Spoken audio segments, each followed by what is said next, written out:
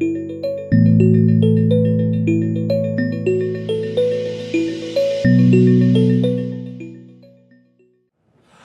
right. Well, good morning, good afternoon, good night. Welcome back to those of you who were here yesterday. For those of you who missed us yesterday, we missed you. Thank you. Yes, thanks for joining us. Yeah, thanks for joining us this morning. This is day 2 of Introduction to Programming with Python. That is Susan Ibach. I am Christopher Harrison. And what we want to do is sort of reset the level, of, as it were. That we want to go back, introduce ourselves, because we know we've got a fair number of people that are kind of just joining us, you know, kind of brand new, don't know our quirky sense of humor. Our little quirky brand of delivery here. So we want to make sure that we introduce ourselves. We want to talk about what it is that we're going to talk about, and then kind of launch on into it, because we certainly have a fair amount of content to try and great content to get through today. Yeah, absolutely. Absolutely. Yeah, so Susan, right along those lines, why don't you go ahead and introduce yourself? So my name is Susan Ibach, and I'm a technical evangelist based out of Microsoft Canada. My Twitter handle is HockeyGeekGirl, and I've been programming for a number of years. I'm not going to admit to exactly how many years of coding experience, but as I was making the joke yesterday, it's remarkable how many years experience I have, given that I'm only 29. Only 29? Yeah, I'm celebrating my several anniversaries of that 29th birthday now. We won't ask how many. And so I spent a lot of time coding. I love exploring the world of code and having fun with it, and looking forward to sharing it with you guys today, and hoping that you guys will have some fun with it too. Yeah, excellent. And I'm, of course, Christopher Harrison. My Twitter handle is Geek Trainer, which really kind of tells you everything about my professional career that you might ever need to know on a personal basis. I started off with the Commodore 64, picked up my copy of Byte magazine, punched in the programs from there. I remember getting those books and typing in the programs in the books. Yes, that's how we started. Yeah, exactly. Yeah, and you know, it is those little things, just getting in there, kind of breaking things. That really is the way that you want to learn to do code. On a personal basis, I have a 4-legged child and a periodic marathoner when I'm not, battling yet another injury. I would also like to point out, since this is day 2, Susan and I both decided to get a little bit more casual this morning. We're more coder garb today. This is more what you wear when you're coding. Get comfortable, settle in, and start coding. So that's just it. Now we're really ready to settle in and do some coding. Exactly. Now, real quick, if you take a look at the slide, you're going to notice this was everything from day 1. Which it was all recorded, and it will all be posted and available in a couple of weeks. You'll get an email and notification when the recording's available. So if you missed any of the content yesterday, yes, you'll have a chance to go back, look at that. And we have this awesome, on GitHub, we also have available the slide decks, the demos we've done in terms of the code.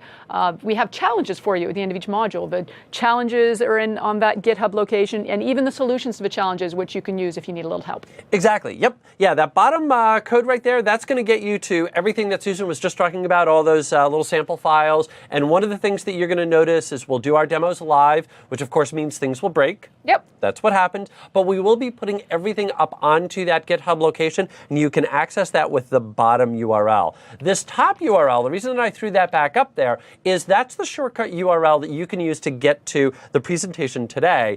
But what's cool about that shortcut is that once all of this becomes available on demand, which will be in about 2 weeks, that URL will be updated. So you will get the email, and that's really the best way to know that now all of this is live. So you'll get that email, but if you maybe lost your email, or if maybe the email that the site has for you is different than the one that you usually use, you can go ahead and use that URL. And that's always the one that I point people out. So that works for the live event, and it will also get you access to the recordings once those are available. Exactly. So one URL for live, or just to watch us over and over again. That's exactly it. Yeah. But all joking aside, actually, when you're trying to learn how to code, there'll be times when you're watching us do a demo, and there's times when you'll be coding along, and times when you're going, oh no, I just have to pay attention now, and you'll be going, I wish I could just rewind and watch that over, or pause it here while I try something. So I do recommend, in a couple of weeks when you've been playing for a bit, go back to some of the chapters that maybe you were struggling with, and review them, and stop and pause and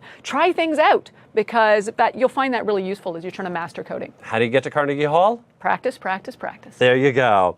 All right. Now, as far as our day 2 topics today, day 2 topics today. This is what we're going to be talking about, which is starting off with 2 modules on loops. Yep. So we'll start off with 4 loops, and Susan will draw cool little things on her screen. We'll then go into while loops, and I probably won't draw a whole lot of cool things on my screen, but that's okay.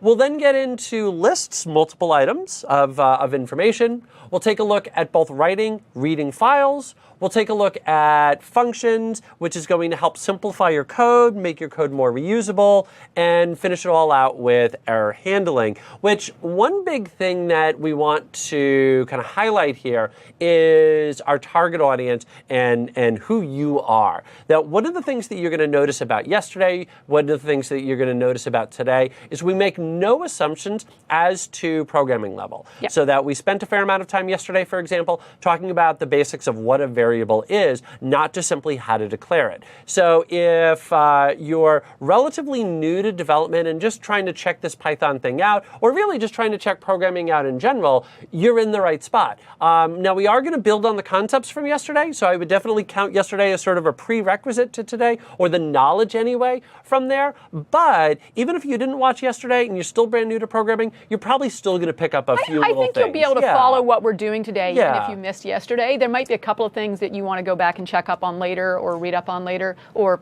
check out in the recordings afterwards. But I think you'll still be able to get a lot of value out of the content today, even if you weren't able to attend yesterday. And that's it. We're not expecting you to come with coding experience. If you have Yep. never written a line of code in your life, this is still the right place for you to be to learn how to code, and the language we'll be using as we teach you to code is Python. Yep, absolutely. That's it. And that really is the key. We're teaching you to code. We happen to be using Python. Yeah. Yep, that's really it. Last but not least, the MVA community. 2 million people in the MVA community. You can earn points for attending this little MVA, 50 MVA points. You'll notice the shortcut URL. You'll notice the code down at the very bottom. There is not a new code for today, so there's not a bonus 50 for attending the second day. Bonus if you get to hear more of Christopher's jokes. And more hockey references. Yes. More free toasters. Yes. If you were here yesterday, you'll get the free toaster. Exactly, yeah. And anyway, no spaghetti. That's a different reference. Yes, I know that reference. You but do go know on. that reference. Move on. But anyway, yes, moving on. So what you're going to notice is the fact that you can go get the 50 points if today is your first day. There's the URL, and then away you go from there, which actually is away you go. Ah, so from now here. we're done with our introduction and ready to Yes. start digging into some new code. For Exactly. today. Let's do some code. So let's jump into and talk a bit about repeating events. You know, there are times, yesterday we talked about how the reason we get into coding is because we want to solve problems. And what we do when we're coding a program is really we're solving a problem by writing code. We're getting the computer to solve a problem for us. That's why we write code. We had this conversation last night about kind of math and programming, and that was the biggest point that Susan made last night. So it's awesome to hear you making that again this morning, that's what you're doing with code. You're problem solving. Yeah. That's it. Yeah, programs are there to solve problems for us. Yes. So as we learn more commands, we can solve bigger problems, more complex problems with our code.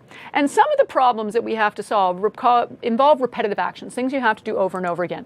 A simple example, you are having a party and you have people coming over, you want to pour a cup of coffee for each guest, right? It's not just pour yourself a cup of coffee. It's like, oh, wait, I've got people at the table. I'm going to pour everyone a cup of coffee. Exactly. Wash the coffee. dishes until they're all clean. You don't just wash one dish and say, I'm done the dishes. No, you've got to keep washing the dishes until there's no more dirty dishes. Making a name card for each guest that you've got attending a party. You know, when you're having a wedding, you have a thank you card for each of the people who attended the wedding. There's all these patterns where we're repeating a similar action over and over and over again. And when we're writing code and we have something we need to do over and over, we use loops. And that's our way of repeating a task. So we're going to have a little fun. I'm going to use a well-known, actually, tool. It's called Turtle, which is something we can use inside Python to actually show you how we can use loops to make our code a little easier and to repeat events. So we're going to use loops, in this case, to do some drawing. So I'm going to actually start off by doing a little demo and introducing you to Turtle. So I'm going to go into Visual Studio. If you weren't here yesterday, we're using Visual Studio and Python tools with Visual Studio to do our demonstrations. You can find the installation instructions in that GitHub location. We also have that link up inside the Q&A window if you haven't got it. So to And I'll use throw it back up there right now. Just to good have it back idea. up there. That'd be great. Now, so if I want to use Turtle, Turtle is in a library. So I have to start off by importing the Turtle module. And by doing that, what I'm doing is I'm simply telling Visual Studio that, hey, there's some logic inside that Turtle module that I want to be able to use. And Turtle is, said it's used in other programming languages as well. Turtle is a little turtle who moves around the screen and draws lines. And for those of you who may remember back to many years ago, this was actually a very common way, and it still is. Yeah. A common way to teach kids programming, because what's nice about it is you get all those core concepts about doing things like loops, issuing commands, and it's just kind of fun watching. Oh yeah, cool! I saw a little drawing on my screen, so I still get a charge out of it. I'm 29. Yeah, exactly. Yeah. Yes, you're 29. I'm That's 29. Right. So once we've imported Turtle, then we can call some of the methods inside Turtle to do different actions. Now, so we call the Turtle object, and we tell it we want it to move forward. Now, there is something quirky. I'm not sure what it is. I think my IntelliSense library is out of date. So you'll notice when I hit the period after typing Turtle, there's a list of methods that pop up. And unfortunately, with Turtle, it doesn't list the methods I actually want to be calling. I'm not sure what's going on with that. So you'll see me just typing in the methods I want to call, and every now and then it goes and selects one that isn't what I wanted. So I'm just going to say, let's tell Turtle to move forward 100. Now, when I execute this code, you'll see basically a line that gets drawn that's 100 pixels long. So it draws a 100 length line. And I can go, and then I can tell Turtle to move to the right. To the right. And I can tell it to turn 90 degrees. And then maybe I tell Turtle to move forward 100 again. And again, my apologies. I'm not sure. I think my IntelliSense database is a little out of date. So it keeps thinking I want to select a different method every time I type forward. So now you'll see it draws a line. I like turns watching 90 it degrees. actually draw. I actually like watching the motion, and then it goes down and draws another line. So with Turtle, we can go ahead and draw different things on the screen. So if you ever there was a toy I used to have as a kid, it was called an Etch-a-Sketch, and it was this little red thing with a little dial, and you would turn it and draw little lines on the screen. I think of Turtle as like Python's Etch-a-Sketch. That's actually how I think. Okay, I like it. So we have these awesome little tools that allow us to draw things on the screen. So we're going to be using Turtle in this module to have a little fun and also to introduce the concept of loops. So what I've done is I've drawn a line using Turtle. And if you take a look, there's other things you can do. You can change the color of the pen if you like as well. If you call the color function, you can actually set the pen color to green or blue or red and all kinds of different colors. So if I go here and maybe after I turn the corner, I say turtle.color is red. And once again, the IntelliSense in this case is actually messing me up and trying to change the method on me. Change the color to red. And now you can actually see that the second line that was drawn was actually drawn as a red line. So I can change the colors of the pen, I can move the pen in different directions and draw my object. So that just sort of shows you what Turtle itself can do. Now, I just did some drawing with Turtle, so let me get into a few other commands you might want to play with. If you want to explore Turtle, have a little fun with it. You can rotate to the right, rotate to the left. That's how you make it turn corners to make things like squares, triangles, and so on. You can change the pen color by calling the color function. You can tell it to move forward, you can tell it to move backward. There are more methods than that. If you want, go do a Bing search on Python, Turtle, functions, and you can get a list of all the different functions. You can do things like lift the pen up and put the pen down so you can't actually get gaps between the lines. You can do a stamp to make a little, like sort of capture of a little turtle shape at different points on your object. So there's some other functions as well, but this just gives us enough to play with.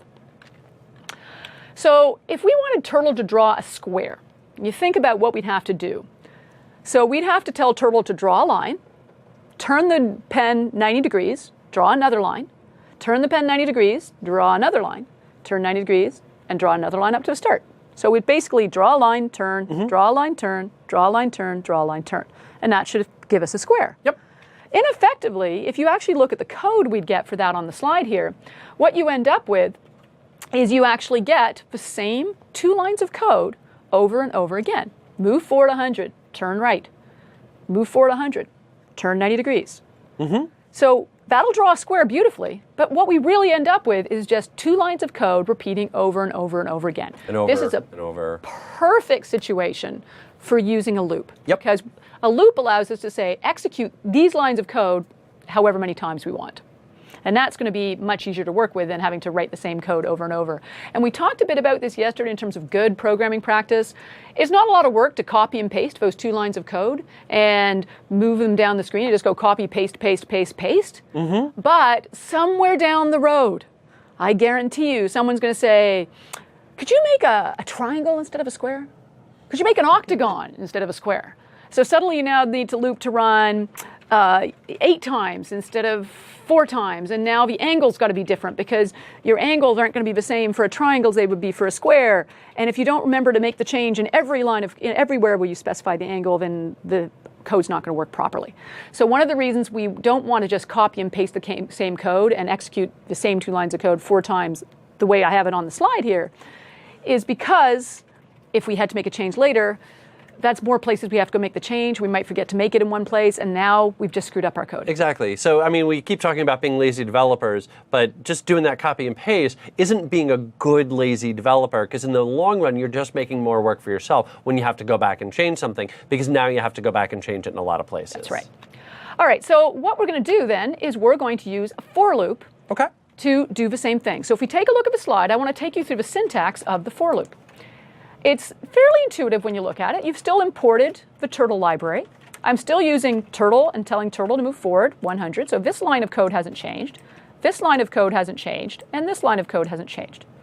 So we're still importing the Turtle module, telling the Turtle to move forward 100, and telling the Turtle to turn right 90 degrees. So we basically have the exact same code that we saw already. Yes. But now what we're going to do is we're just going to tell it, hey, I want you to do this 4 times. Exactly. So the code we haven't looked at yet is the code that's telling it execute these 2 lines here 4 times. So the way we do that is we use the for loop. The for loop is specifically a loop which allows you to specify a fixed number of times. If you know how many times you want that loop to execute, a for loop works perfectly. So if you take a look at the code, you'll notice I say 4 steps in range 4. So that number 4 is telling my loop how many times I want it to execute. The rest is really just syntax.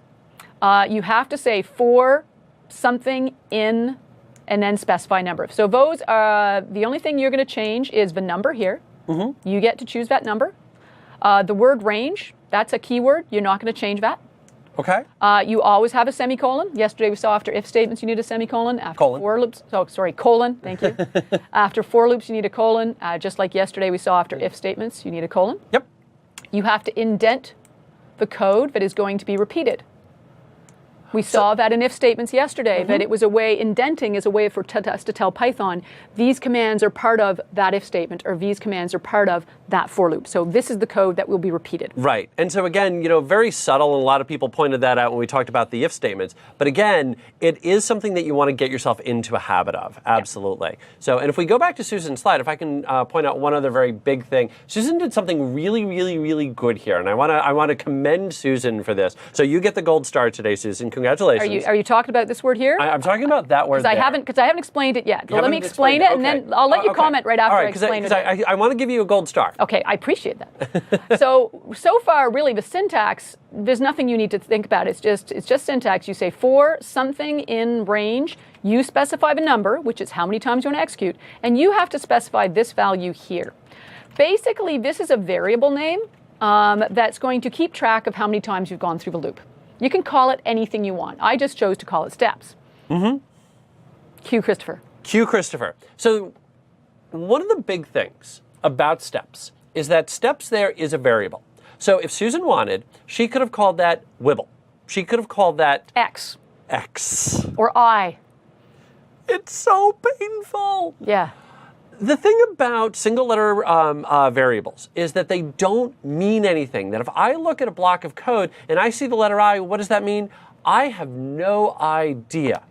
But if we take a look at a block of code and I see the word steps, I know what we're talking about. We're talking about steps. So even if you're not using the variable, still give it a good name. If you ever have the opportunity to name something, give it a good name. That if you have kids or if you have pets, you don't name them A, B, C, D. You give them meaningful names. It's the exact same concept here. Give it a meaningful name. Okay, rant over. Okay. You get your gold star. We get to go back to the slides now? Yes, All yeah, right. now I can we're breathe. Back to slides. Awesome. That's great. So yeah, so that's that variable steps. If you look at the slide here, he's talking about that variable steps right here. You can call that X. You can call that, as you said, Wibble. You can call it Bob. But yeah, having a meaningful variable name. You'll see I typically use the word steps because I sort of use that as I think of myself as stepping through the loop. And every time I step through the loop, I'm keeping track of how many times I have stepped through the loop. So that variable steps, the first time I go through the loop, it'll be equal to 0. 0. The second time through the loop, it'll be 1. The next time through the loop, it'll be 2. Because programming in Python, we always start counting from 0. So first time is 0, second time is 1, and so on. Yep. All right, so let's go back to the slide. Now we've taken a look at the syntax. And so you can see we specify the number of times to execute the code in the loop. You have to indent the code you want repeated. And if you change the range value here, so here I've changed it to 3. So that means my loop is only going to execute 3 times. So if I was to execute this code, I end up with an incomplete square because it only drew 3 lines on the screen. So you can see how changing the range changes the number of times the code is repeated. And it's also important to recognize that only the indented code is repeated, right? So these 2 commands are repeated. So I've got a loop. It's executing 4 times. That's a significant number there I have to really worry about when I'm writing for loops. The rest is just syntax. You'll look it up when you need to.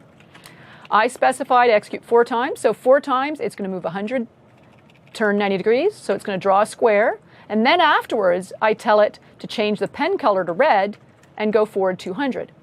So what this is going to do, though, this isn't indented code. So it's going to draw a square. And then when the pen gets back to start, it's going to go off and draw a red line.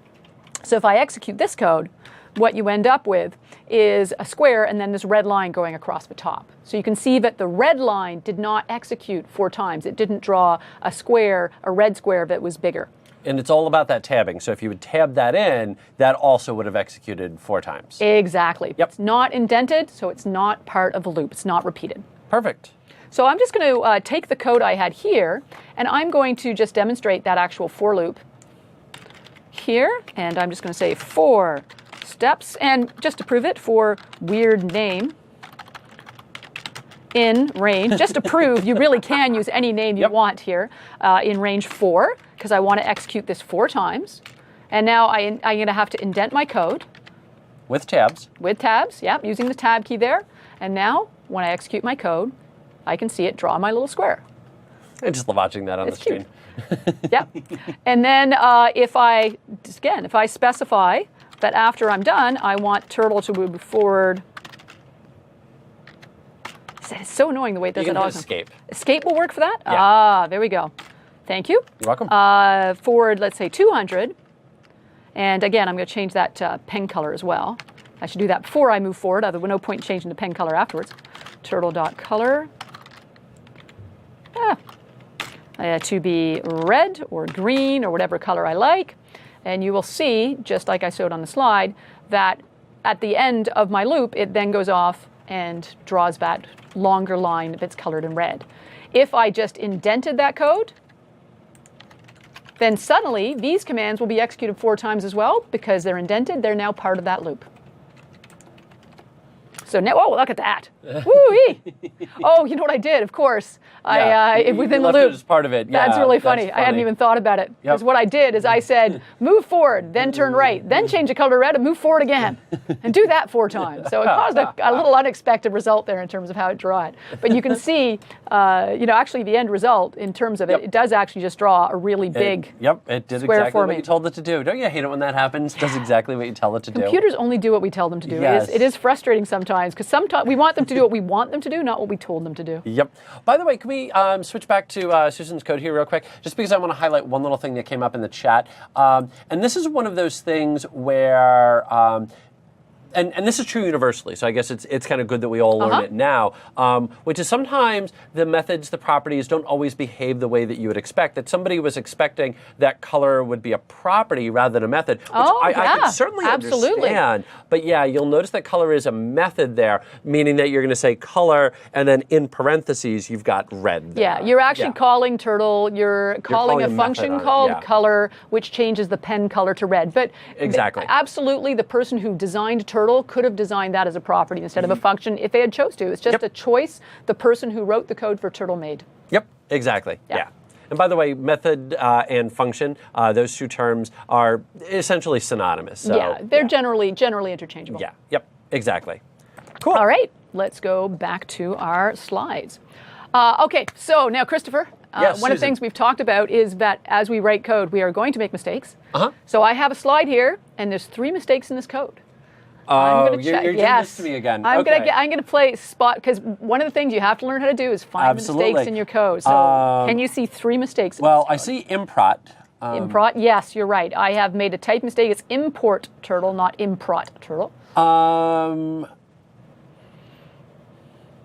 I'm putting Christopher on the spot. He hasn't had a chance to look at this before. You are, and well, I'm seeing the second, but I want to talk about that one at the end. Sure.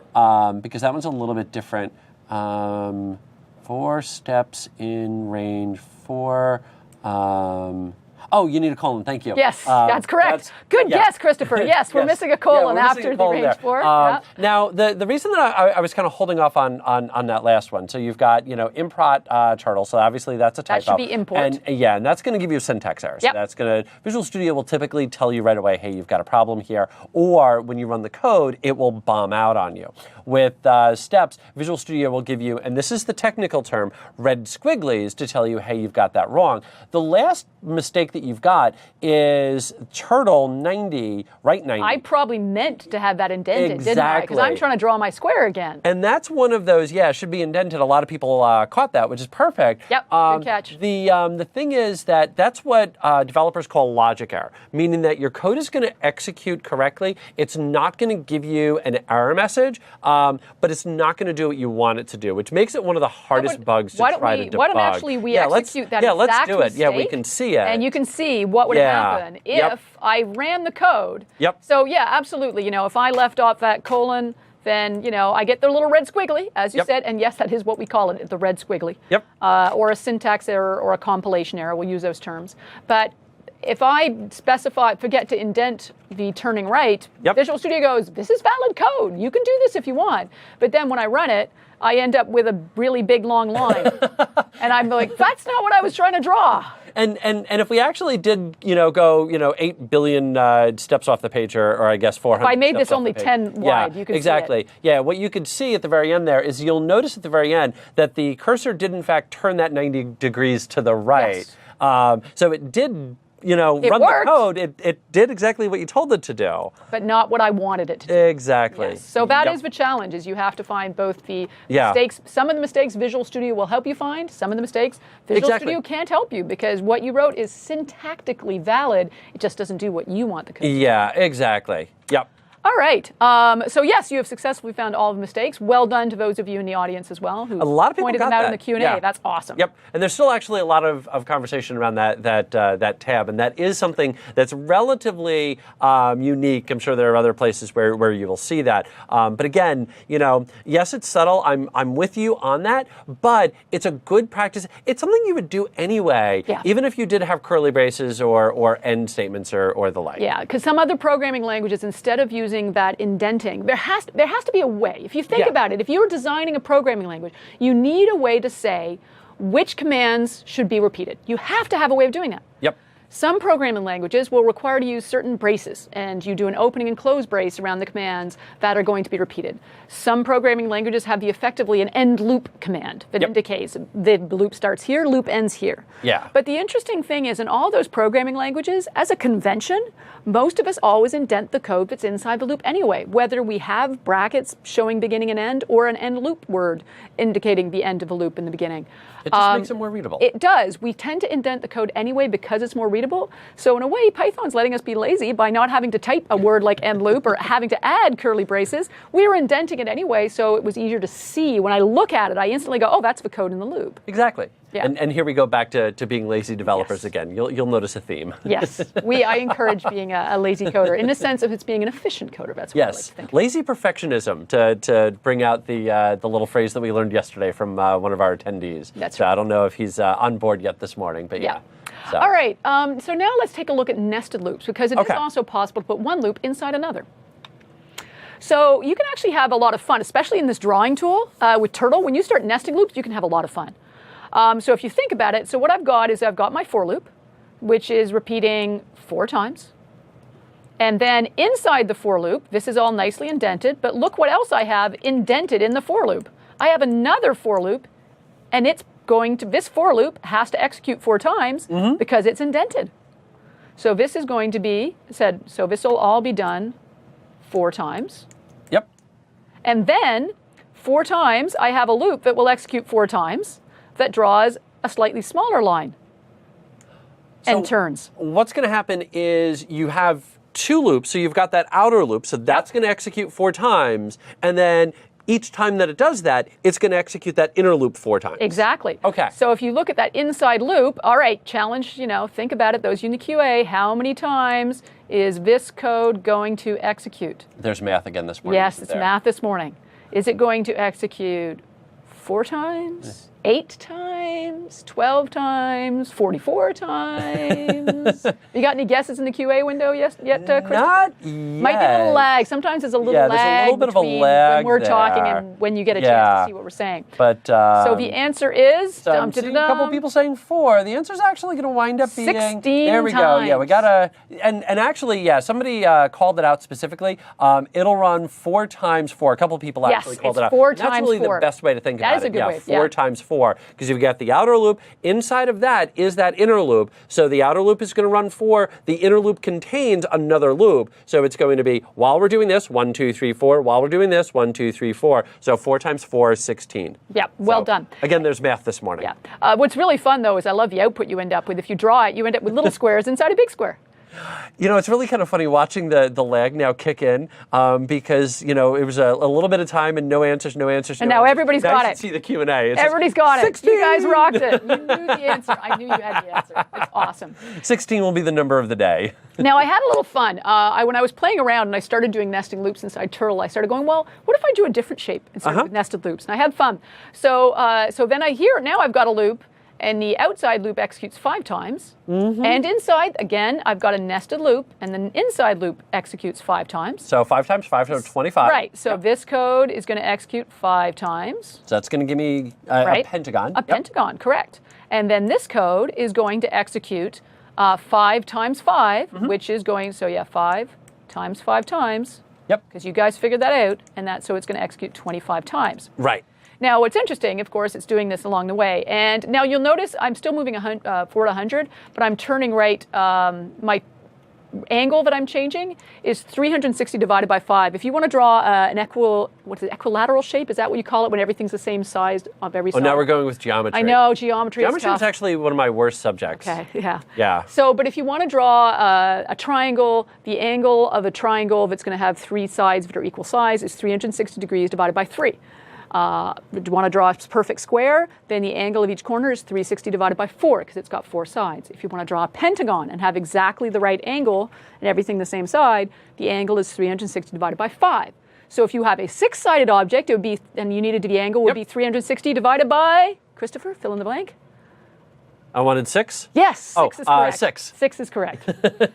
Now, the fun thing is when I was answering Q&A questions. I know you were. By the way, I do want to mention, because again, we actually now have 3 people that are helping with the Q&A. It's Susan, myself, and Sonal. Thank you, Sonal. Yes. Appreciated. So we're doing our absolute best to try and respond to as many questions as we can. But if somebody winds up kind of falling through, there's only 2 of us. We're doing our best. Yes, exactly. Yeah. So do be patient if we take a little while to answer your question. Exactly. So, but anyway, if you actually go back to the slide here and you look at the shape that's been drawn, it's neat because when the pentagons overlap, you get this funky star shape that ends up appearing on the screen. So you can have a lot of fun when you start playing with the drawing and the nested loops. Exactly. Yep. So if we just demonstrate that, Right on cue. I'm going to go ahead and add another nested loop here for steps in range 4. So let's do that nested square. And we ask Turtle to move forward 100. Let's make it smaller. So we're going to make little squares inside the big square. And we're just going to take that command, paste it there, indent it nicely. And now I have one loop nested inside the other. And if I execute, you can actually see it. Whoa, that's not quite what I meant to do. Oh, actually it is, right? That's kind of neat. Yeah, that is. That's So kind you of a can neat see little- the kind of fun little patterns and things you can end up drawing. Just depends on the length of the square you end up drawing inside, how it looks. Exactly. So I had some fun with that because I forgot I'd drawn a little square. Originally it was a 100 size square. Yeah. So you can have some fun playing around with this. Now I am going to take 1 minute just to sort of illustrate. I'm going to put a breakpoint here and I'm going to execute my code. And the reason I'm going to do this is because I want you to sort of see, here I am going in. Oh, frame not, that's getting, oh, it doesn't, it's a little messed up here. Stack frame was not found loading. That's a neat message. Execute, please. Okay, it's, Maybe stop. yeah, I think it's, I don't think it likes me debugging when I'm in the middle of drawing things. I think that's throwing it off. But it will literally, it'll execute this code once, enter this loop, execute this loop 1, 2, 3, 4 times. Then go back here, execute this a second time, enter this loop, execute 1, 2, 3, 4 times. Go back up to the top, execute this a third time, execute the inside loop 1, 2, 3, 4 times. Go back up here, it'll be the 4th time, execute it, then execute this loop 1, 2, 3, 4 times. So that's actually the way the code flows when it's actually executing. All right, now, one of the things we did look at yesterday was the power of using variables inside your code. And one of the great things about using a variable, instead of repeating the same value over and over in your code, is it means if you need to change a value later, it'll be faster. So what I've done here is, in my code, I've created a variable called number of sides for my object. Because I was telling you, you can calculate the angle to draw a perfect shape by just saying the angle you need is 360 degrees divided by number of sides you want the shape to have. Yep. So by doing this, I can just say, hey, you know what? If I want a 6-sided object, execute the loop 6 times. But instead of putting the number 6, I'm saying just read the number of sides on the object from my variable. And then when I tell it how many degrees I want it to turn, I say it's 360 degrees divided by number of sides. Yep. Now what's neat about this is if I go and do this in my code, number sides equals, and I'll start off with 4. So initially it's going to be exactly the same square that I was drawing before, number sides. And I'm changing the angle is going to be 360 divided by number of sides. And if you do the math, 360 divided by 4 is 90. So it should still be a 90-degree turn. Carry the 1. Yes. Got the math? My math's good? Yep. You've had your coffee this morning. Well done, Christopher. And now when I run, we get exactly the same drawing we did before. So, initially you look at it and go, this is just a little more code. Why would you bother doing it this way? And I'm actually going to make this a little bigger because I think the other objects will look nicer. So I'm just going to redraw it with a bigger outside square. So it looks a little more like this. So you can see the little square is being drawn inside the big square.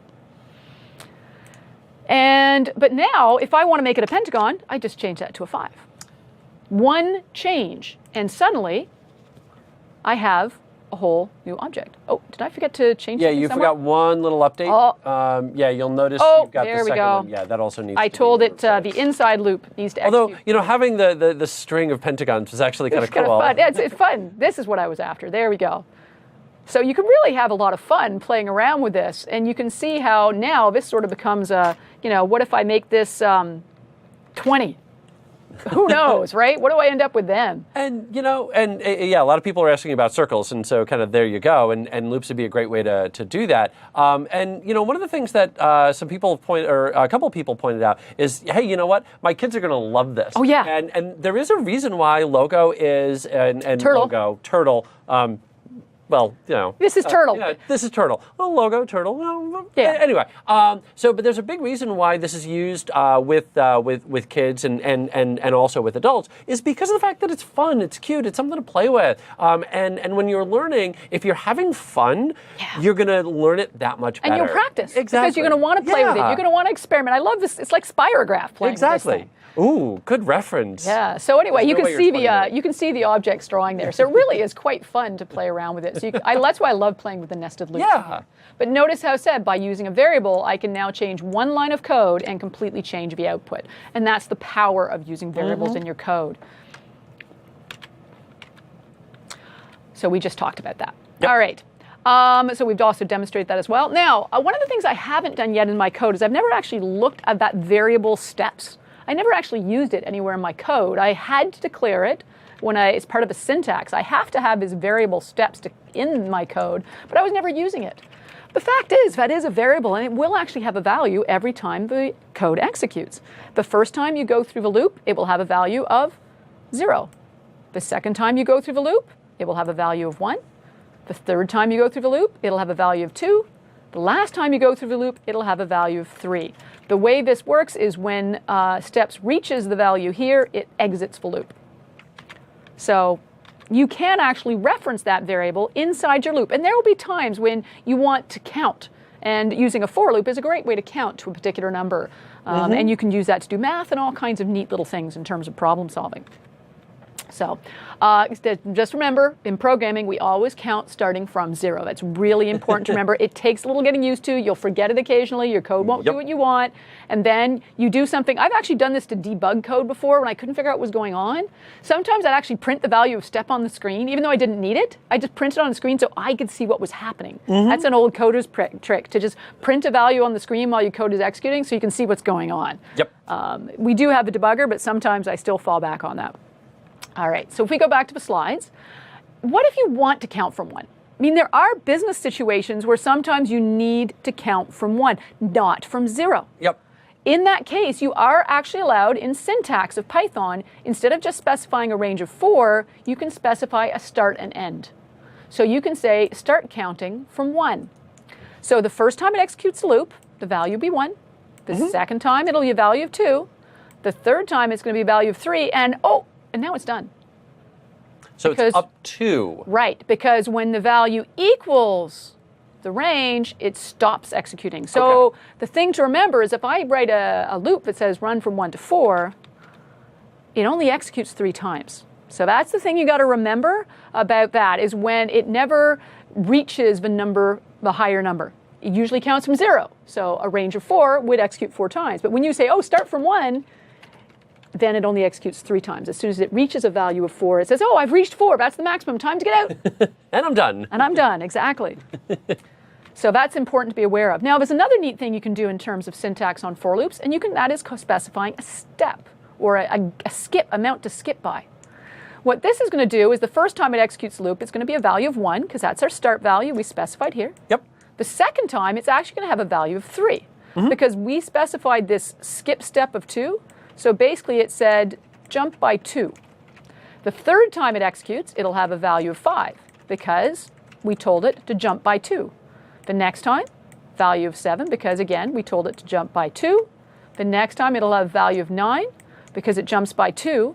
When it reaches a value of 11, it's going to say, wait a second, 11, that's up around, that's higher than 10. If it reaches 10 or 11, it would never execute with a value of 10 or 11 because we've said get out when you reach to 10. And so this one actually only ends up executing 5 times. But it's interesting when you start playing with steps, and if you specify minimums and maximums, you have to be very careful. You might accidentally write a loop that executes 1 too few times or 1 too many times. Yep. I'm drawing it out on the screen. I'm literally writing out the numbers. I do that on paper when I'm trying to figure out my loops. I have sat there with a piece of paper beside me going, okay, wait a second. The first time it does a loop, it's going to be a 1. And the second time, it's going to be a 3. And I literally write it out on paper so that I can count. And then I go back and count and go, wait, I needed it to execute 6 times. I need to change the value. Yep. So that is a perfectly valid practice. Write it out on paper. And then you can see what your code's going to do. If you're lucky, you'll get it right the first time. But quite often, it's a common coding mistake to just get it off by 1. Yep. Test, test, test. So you think it's running 4 times, run it, make sure it's running 4 times. Exactly. So if we go back to the slides, and now this is a really cool, I love this trick in Python. This is really interesting. Now, however, I want to point out it's a little different syntax here. There's a word missing in this command. The word range is missing. I've written the for loop, but I didn't say the word range. Okay. And the other thing is my brackets changed. I was using the rounded parentheses before. Now I have square braces or square brackets. So 2 big changes in syntax here to be aware of. And I'm specifying a series of values. What I'm doing now is I'm actually telling my for loop exactly what values to use when it runs through the loop. So I can actually tell the for loop, the first time you go through the loop, use this value. Second time you go through the loop, use this value. Third time you go through the loop, use this value. So it's sort of like what other languages might call a for each loop. Yes. So if you were in C# or VB, like a for each, because what you're saying is the first time through it's going to be 1, the second time through it's going to be 2, or you could of course have changed the numbers. Those numbers could be 72, 15, 7, and 8. 16. Don't forget 16, the number of the day. Sure. So if we go back to the slide, the first time it goes for the loop, it takes the first value in the list, and the value of steps is going to be 1. Second time through the loop, it takes the second value in the list. That's going to return it, so steps will be 2. Yep. Third time through the list takes the third value. That would return a 3. Yep. Now, and instead, this number here could be 44. That's fine. And if it was 44, it would then, steps would be 44. I happen to enter 4. And the last time through the loop, it is 5. Now, in this case, yes, it will execute for that last value because you're telling execute once for each value I'm providing. But just, I guarantee you, the first time you do this, you're going to accidentally type the word range, or you're going to use the wrong brackets, and you're going to get syntax errors. So just look it up when you need to, but it's a really cool feature and very useful. Yep. So that's the output we get. Now, what I really like about this is the way you can play with things like said so viz that reminder. You don't have to use numbers. No. No, you can say any value at all. You want the loop to execute, and here's the value to put into that variable steps. So we go back to the slide again. This time, I said my loop is going to have a value of red. So the first time the code executes, the value will be red. The second time the code executes, the value of steps will be blue. The third time the loop executes, it will have a value of green. And the fourth time it executes, the value of the variable steps will be black. So what I'm doing is I'm drawing an object, I'm changing the pen color each time through, so I end up with a multicolor square. Awesome. So a couple of things that I'd love to mention here. Real quick, number 1 on your slide, and I love the fact that you've been consistent with steps, but it's definitely worth calling out here that you could have used whatever name it is that you wanted. Sure. So you could have maybe used color instead. Oh, I like that. Yeah. Okay, hang on. Maybe we can do the little eraser thing here. I don't want to let me think. Yeah, it won't let you erase okay, the hang on. the We'll have text. to. Yeah, you'd have to bail out of the slide there. Okay, hang on. No, we'll get a pen here, and we're just going to scribble that out. There you go. I love We're going it. to write color. Color. But I'm a Canadian, so I'm spelling it with a U. And then, put that scribble down that there as well. and this is now going to be C-O. That's a really good point. That's a much better name for the variable in this scenario, because in this time when I'm going through the loop, the variable I'm setting is really holding a color. So Exactly. That's a much better name. Yeah. Now, the other thing that I'd like to point out real quickly, because there's been a few questions about this in the chat window, about putting together that list of numbers that you had. And if you were using 1 through 5, could you have done like 1.5, or could you have done 1-5? No, unfortunately, Python doesn't support that syntax. You do have to, if you want to count from 1 to 5, use the syntax we had earlier. If we go back to my slide, if you want to go from 1 to 5, use the in-range syntax. Exactly. Yep.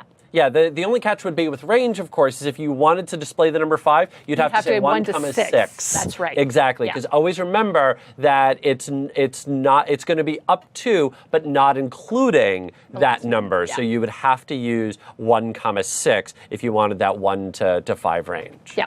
Yep. Awesome. Great. Some great questions coming up there. So just to sort of show that sort of neat little example, if I'm just going to comment out this code using the great Control-K, Control-C command to turn that into comments, and I'm just going to write a little for color in red, green, blue, and black. And in that loop, oops, I forgot my colon. And then I'm simply going to tell Turtle to change the color to the color value that I read from the loop. And then I'm going to tell Turtle to draw a line, move forward 100. And then I'm going to ask Turtle to turn, oh, what the heck, let's go left just because we can. because I can turn left. No Zoolander references? I was waiting for that. Oh, no, I was going to say jump to the left. Okay, yeah, that would work too. All right, so I execute my code, and the first time through, the color should be red, so we should see a red line, then a green line, then a blue line, then a black line, if I did this correctly. Fingers crossed. There we go. There it is, just like that. So, really said you can have a lot of fun with this. Okay. You can actually mix up different data types when you are specifying explicit values. So in this case, I'm saying, red, blue, green, black, and 8. But there is a little problem with this. If I execute this code, the problem I'm going to have is when I say change the color of the pen to 8, Turtle's going to be really confused and go, what color is 8? So 8 is not a valid color, and so this would actually crash my code. So you do need to be very careful if you're trying to mix data types. It's not generally recommended. It's valid code, but it might crash your code because maybe when you use the variable later, it doesn't work. If you actually go back to the code, let me look at the slide here. You can see it is possible. I was doing a print statement, it would work, but not when I'm trying to change a color. So your challenge, now that you've had a chance to play around with this. Should you choose to accept it? I want you to have Turtle draw an octagon. Right? So there's just a reminder here of how to calculate the angle for an octagon. As an extra bonus or extra credit, try to rewrite it so the user can type in how many sides they want the object to have and draw whatever they ask. And one little thing that's worth highlighting there, especially for people who weren't around yesterday, that they could use input to obviously collect that piece of information, but the catch is that input's only going to send in a string, so you need to convert that. So you're going to need to convert that string into a number before you try to count how many sides the object has. So you're going to have to, if you get to the extra credit, you're going to have to deal with data type conversions as well. Yep, exactly. All right. Yeah. And there's even double extra credit, which is add a nested loop inside to make the little one inside the big one. Exactly. Yep. So have some fun with that. And we'll be back in 10 minutes. Yeah, that's basically it. Yeah, we'll be back in 10 minutes, and the next module will be looping when we don't know the number of times that we're going to loop. Yeah. So we're going to look at some different types of loops for different scenarios. Yeah. See you shortly. We'll see you in 10.